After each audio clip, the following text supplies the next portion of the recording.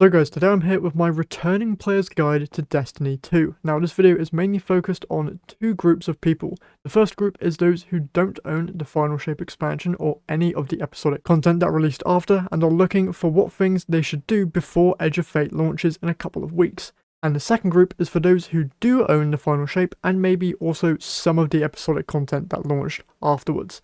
With that said, let's talk this first group. So, to start, you guys are kind of in a tough spot because all of your situations could be very different. You may have all the previous expansions, you might only have a couple, or you might not have any at all. So I'm going to avoid mentioning things that are linked to past expansions here, and thanks to the most recent edition of the Rite of the Nine event, you luckily don't need any previous expansions to play it, and it will provide you with an easy way to get some pretty decent weapons that will be very useful as you head into the Edge of Fate expansion. Now, before some of you go to the comments and tell me that the weapon tiering system is going to make all your old weapons useless, that isn't the case at all. All of your current weapons are still going to be very much good heading into the Edge of Fate, and even going into the end game of the next expansion. Bungie themselves even said that they think people will still be using their old gear going into the new raid race, so don't worry about your old gear becoming useless, because it won't. You'll most likely find better stuff once the Edge of Fate launches, obviously within the new endgame, but we got some grinds to get through first, so make sure to keep anything that you've already got.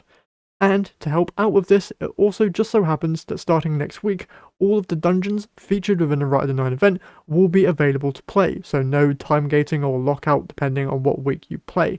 So it will quite literally be the perfect time to start farming out some loot.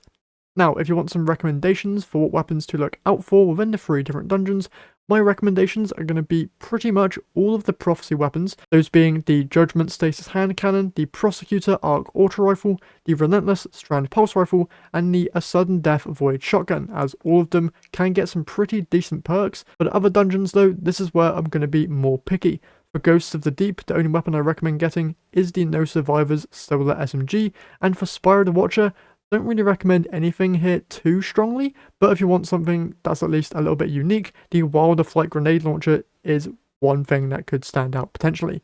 But to be honest, nothing from this dungeon is too crazy, especially because there are weapons to get from the raids, which are much more important, which we'll actually talk about now. So if you have a group of friends to raid with or are capable of surviving the harsh lands of LFG, then doing some raids is definitely going to help you out in the loot department.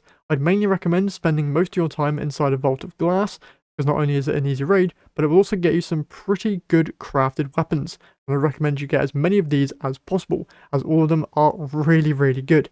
Hazen's Vengeance, the rocket, is I think still the best rocket launcher in the entire game, and the other weapons like Fatebringer, Corrective Measure, and Praedyth's Revenge are also very strong options. Now, I'm mainly recommending Volk here because it did recently get updated, but both Crota's End and King's Fall are also still free raid options, and they also do have some pretty good weapons as well if you are interested. But we only have like 5 weeks until Edge of Fate launches, so I'd say to stay focused on the Rite of the Nine event as well as Vault of Glass first. Now, let's talk the second group. First thing here is that obviously I don't know what expansions you own and don't own, so I don't know what content you do and don't have access to. That being said, both Rite of the Nine and Vault of Glass are free, so definitely do that. But alongside this, assuming you have Final Shape at least, getting some of the crafted weapons from that destination, as well as just completing that expansion's campaign, is going to be a good thing to get done. And if you end up being a big fan of Prismatic, then getting some exotic class items won't hurt either, especially because you can also get some of those from Xur now as well, which is a big help. Alongside this, if you have any of the episodes, I'd say to get at least the exotics from them, but to be honest, I think the only ones that are worth getting are the Choir of One exotic auto rifle and the Barrow Diad exotic SMG. These are the ones tied to episode 1 and 3 respectively. In terms of episode 2, this episode can pretty much be entirely skipped, unless of course you care about the story. And I would say the same for episode 1, but you need to get through the story to get the exotic, so I wish you luck there. Now in terms of weapons to look out for within these episodes, episode 1 only has one good weapon to go and get, that being the Aberrant Action Solar Rocket Sidearm, as rocket sidearms are still really good and I don't see that changing too much within the Edge of Fate. Skipping past episode 2 entirely and going to episode 3 Heresy, nothing here is super crazy or must get, but a good roll on the Watchful Eye machine gun can be very fun to use, alongside a good roll on the Psychopomp special grenade launcher. Also, if you own the new dungeons from both episode 2 and 3, those being the Vespers Host and Sundered Doctrine, these would also be worth doing, but personally, if I had to choose one to go and do over the other, I'm picking Vespers Host easily. Not only because, in my opinion, is the dungeon more enjoyable, but also because the loot is much better, and also Icebreaker is the exotic weapon for that dungeon, and is, to no one's surprise, also very good. And as a final note, just some things that I'd recommend you avoid doing just because you are limited on time, and some things will most likely be removed sooner than others. So first, if you own any episodic content, get that stuff done first, as it will most likely be removed once Edge of Fate launches, like other seasons have been in the past. And I know I've already mentioned this, but just to push the point harder, do not waste your time on episode 2 Revenant content, as it isn't worth it in the slightest, unless you really care about the story or really want some of the weapons that are on offer. But I cannot stress this enough, episode 1 at least has some good weapons available, and episode 3 is just peak both in terms of story content and loot. So just don't put yourself through the pain of episode 2, as it isn't worth it at all in my opinion. Next, don't worry too much about your armor or build stats, as all of this is getting changed massively once Edge of Fate launches, and I'd recommend to spend most of your time getting some decent weapons in your arsenal over armor, unless of course you want something to help with your fashion game, but apart from that, just focus on getting some good weapon loot. Other than that, there's nothing really else that I would highly recommend avoiding, but just mainly focus on stuff that it has like a time gate, so stuff like Rite of the Nine or any of the episode content generally. Also keep an eye out for any of the Vanguard, Trials of Osiris or Iron Banner weapons, as those will also be rotated out with the next expansion.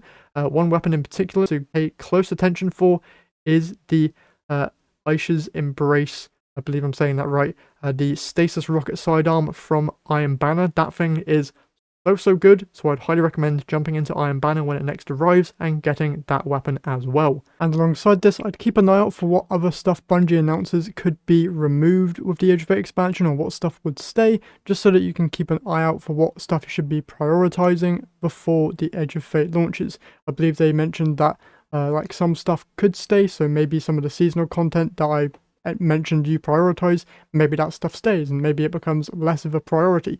Stuff like that, so make sure you stay in the loop on what stuff is staying and going. I'll be sure to make videos on that stuff when it gets announced, so keep an eye out for that. And I believe that that is everything for today for my returning players guide and what they should get done or do before the Edge of Fate comes out.